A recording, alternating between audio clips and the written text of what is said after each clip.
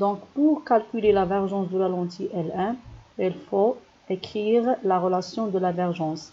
La relation de la divergence, c'est C1 est égal à 1 sur F1. 1 parce que c'est la lentille L1. Donc, C1 est l'inverse de la distance focale. Quelle est la distance focale de F1 d'après l'exercice? F1 est égal à 5 cm. Il faut convertir centimètres en mètres. On obtient F1 égale à 0,05 mètres. On va, application numérique, on va écrire C égale à 1 sur 0,5. 0,5 c'est F1 en mètres. On calcule, application numérique, C égale à 20 dioptries. C'est pour la première lentille. De même façon, on calcule la divergence de la lentille L2. C2 égale à l'inverse de la distance focale de la lentille L2.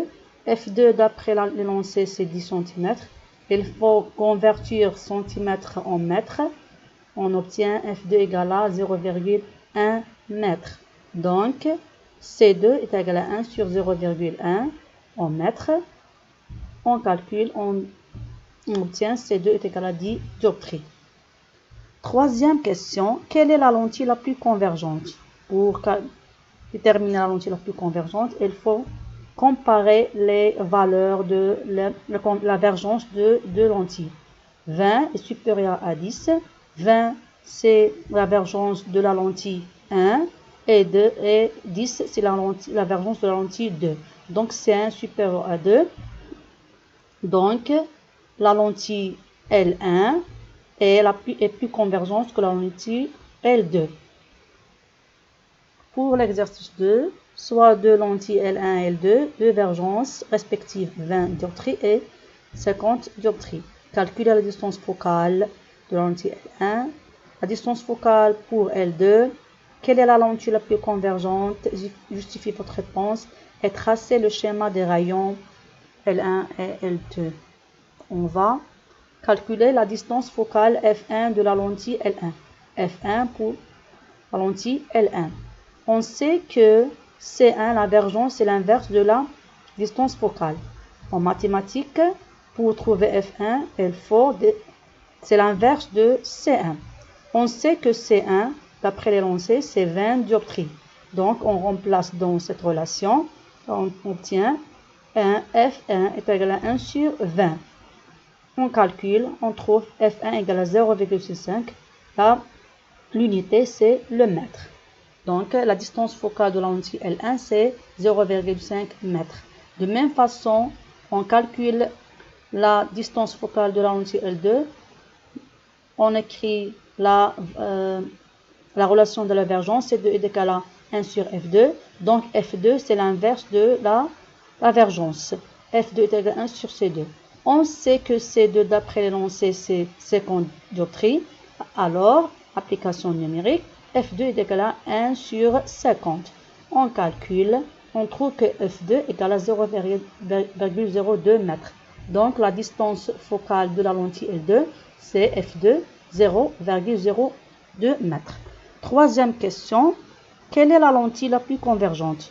Donc, on sait que C1 est égal à 20 dioptries et C2 est égal à 50 dioptries, d'après l'énoncé. Donc, il faut comparer les deux valeurs. 50 est supérieur à 20.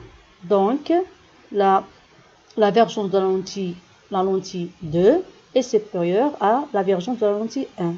Donc, la lentille 2 est plus convergente que la lentille L1. Troisième question, le schéma des rayons à travers chaque lentille L1 et L2. Premièrement, il faut représenter chaque lentille avec la distance focale de chaque lentille. Donc, je prends la lentille 1. La lentille 1, on a la distance focale pour la lentille 1, F1 est égal à 0,05 mètres. Il faut convertir en centimètres. On obtient F1 est égal à 5 cm. Sur le cahier, je trace la lentille L1. On a la distance focale F1 est égal à 5 cm. Il faut que la distance O F'1 soit 5 cm. et on trace les rayons. Les rayons incidents qui sont parallèles, normalement, ils émergent et se croisent en un point F'1, c'est voyez image de la lentille L1. De même façon pour la lentille L2. On a F2 égale 0,02 mètres. On va convertir en centimètres. F2 égale à 2 cm. Donc on prend une lentille L2 de distance focale qui égale 2 cm. 2 cm. Et les rayons incidents qui sont parallèles, ils émergent en passant par F'2.